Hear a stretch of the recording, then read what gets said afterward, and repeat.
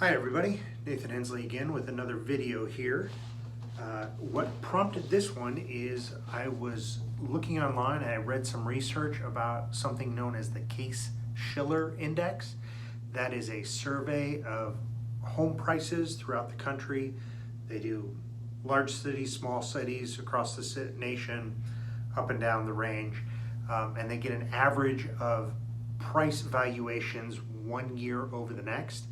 And in the beginning of September, August's numbers came out for Case-Shiller, and they came out to be showing that home prices went up 18.61% on average from last August. And so I wanted to tell you about that because it got me thinking about all the people who bought homes 12 to 18 to 24 months ago, and if you hadn't or weren't able to put down 20%, maybe by this time around your home values have risen enough where you don't necessarily have to pay PMI anymore because the equity in your home and the market value of your home has gone up enough where you can refinance and get rid of that PMI. Let me work through a basic average example just so you can get an idea of how this might work. And caveats and galore here. This is just an average. This is just an example. I'm going to say that somebody's house, the average house went up over 18%. Your house may have gone up 9% or not at all, or 27% or 36%. Until we talk, I don't know for sure. So I'm just going to give you the information I have. Take it at face value, but call me. Again, I got my number up here. Call me to have more further discussions here. So just an example. Let's say you bought a house last August. You closed on your house and you bought it in August of 2020 for $100,000. So value back last year was $100,000. Okay? Now, if you use like say FHA or VA or somebody and you had to make a down payment, the minimum down payment was 3.5%, which put a down payment of $3,500. So that was value, payment, down payment,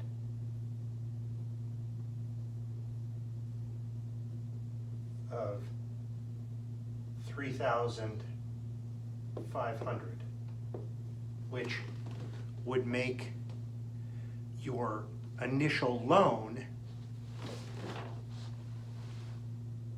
$96,500.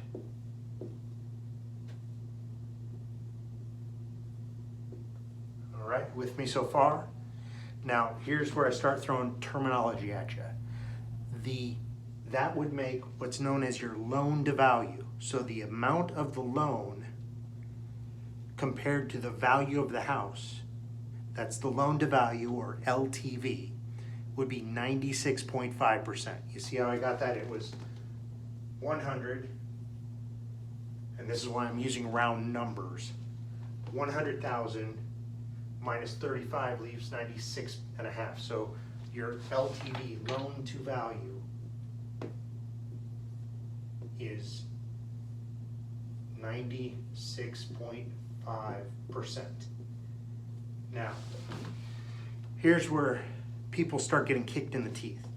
Because that loan to value is above 80%, you have to pay PMI insurance. And that's just government mandated insurance so that if you default on your loan, your mortgage will still get paid off. And that's just something that the government makes you guys pay. So with this scenario, with a $100,000 price house and $3,500 down payment at a 96.5%, $5,000 mortgage amount. Last year, that would make your payment, monthly payment, more principal and interest payment, and this is important, principal and interest payment of $403, let's see, mortgage.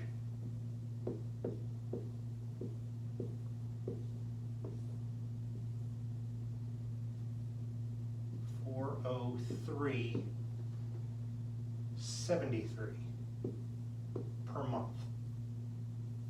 That's, I'm gonna write that, principal and interest.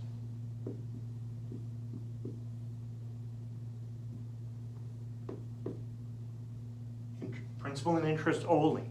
So that's $403.73. Now, if your LTV is over 80%, you also have to escrow. It's required. So your taxes and insurance, whatever they end up being, are added to this $403.73 per month on top of that. Now, on top of that, again, because your LTV is 96.5 and not 80, you have to pay PMI. And I went to some websites, did some calculations. I'll put the links to the website I used in the notes. What I came up with is that your PMI payment per month is $67.70. So PMI $67.70 per month. Now, when you add this and this, you come up with $471.43. That's your principal and interest and PMI, because again, loan to value 96.5. So here's where, well, let me tell you how much that PMI is costing you. Because if you're using a government loan, like an FHA loan, they sometimes require you to pay that PMI through the first 11 years of the loan, regardless of the loan to value. So even if you were to pay it down fast and get it down to 80% or 75% in 1 year or 2 years, you would still have 11 years worth of payments. And this is where it starts adding up. So $67.70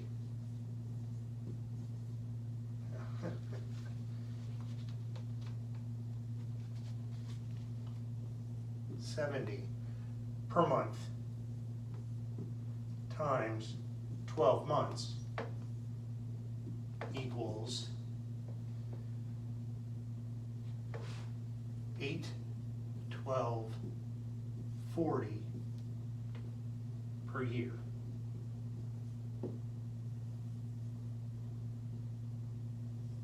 Just 812.40 per year that you're paying just as insurance because your PMI is over 80%.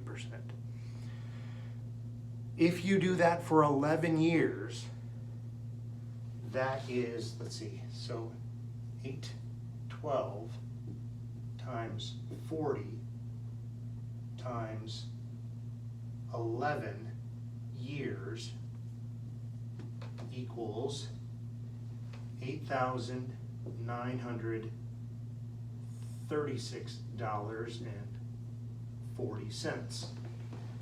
You've already paid $800 of that, so you've got $8,000 left to pay if you go the full 11 years.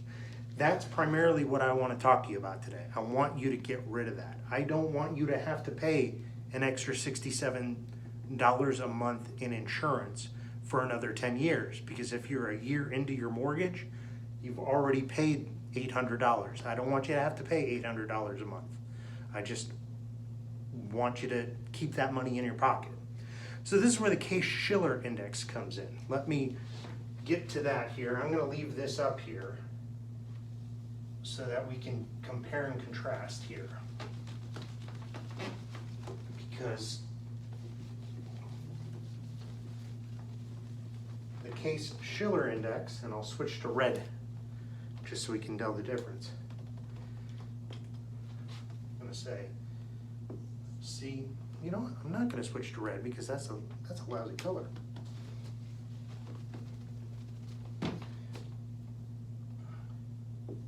Case-Shiller index has risen 18.6% August to August.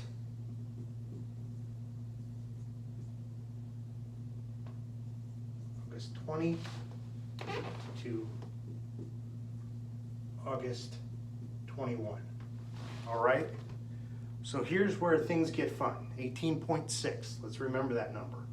What that would mean is you multiply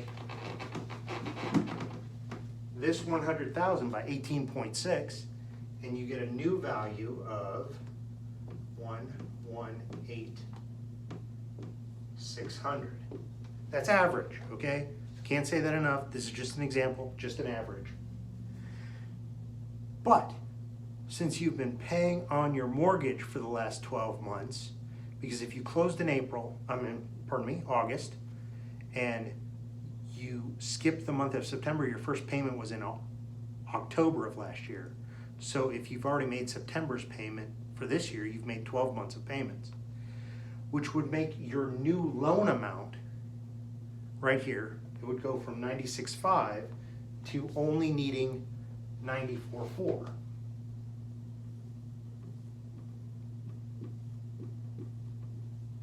And I'm using, again, round numbers to keep it simple for me more than anything.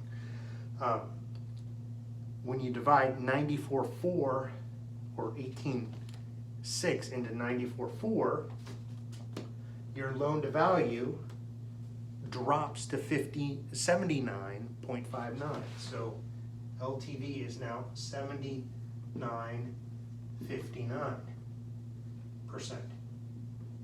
And that reaches that magic threshold of 80%. You're below 80%. You can get rid of your PMI if you refinance now. If you refinance at today's rates, now I say today because they could change anytime, and I can't account for other banks. I can only account for the bank I'm at. And right now on a 30-year, actually we would use 29 years, is 2.875%. 2.875% as the interest rate. Now, a lot has to go into that. Credit scores, loan to values, debt to equity, lots of stuff. But that's a very doable interest rate to get at the bank I'm working for right now. Those rates may change tomorrow, but that's what they are today. With that being said, we can also do a 29-year mortgage. We can do any rate of term, any length of term from 10 years up to 30 years. So you're 1 year into a 30-year loan, so we can do 29 years. So you're not losing any time on the back end or not having to start anything over. So with that being said, 29-year loan at 2.875, that would give you a new monthly principal and interest payment of $400.19 per month. Down a little bit from the 403, nothing wrong with that. Plus, you eliminate this PMI. So you'd be saving about $70 a month. I don't know about you, but $70, it's a tank of gas or two. It's a bag of groceries. You could save it up all year and take a nice trip away for the weekend or something, or save it up for the 10 years you're not having to pay it. And that's a car, that's a college education, that's a big fancy trip. I don't know. It would be your money and not the government's insurance money anymore. It would be yours. All I can say is I can go into more detail if you give me a call. Again, 260-267-2900. 2063. If you're dealing with PMI and don't want to anymore, or know anybody who's dealing with PMI and who doesn't want to anymore. If you have any questions, you can call me. Thank you and have a good day.